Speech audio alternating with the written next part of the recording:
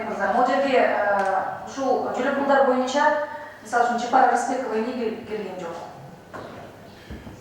Чапара Рыспекова өзүнүн арызы боюнча жумуштан кеткен, министрдин колу мененчи.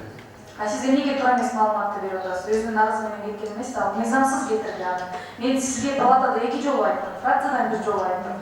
Палатадан. Анан менин окушумча сиздер мындай маалымат таратып атасыздар. Жаңы министрге дагы Чапара Рыспекова ушул 2017-жылдагы депутаттар демилгеленген мыйзам долбоорун демилгелеген депутаттарга бизден маалыматтарды тапшырып, ана министрди кетирүүгө көмөктөшкөн деп аны каралоо жүрүп жатты.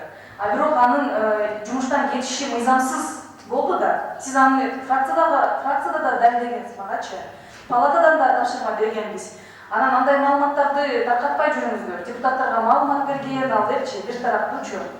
Мен эмне себептен Чапара Рыспекова деп атам, ушундай комитетке келгенде ал жооп берчү дайыма элечи. Жүрөк пулдар боюнча жооп берчү бардык суроолорго. Бардык жооптурда бар болчу. Айтакам Шебековна, бул мен жалган айтканча 4 жылдан көзүм алып өзүнүн арызын жазган. Жок, арызын отзыв кылган. Ал отзыв болсо катталган.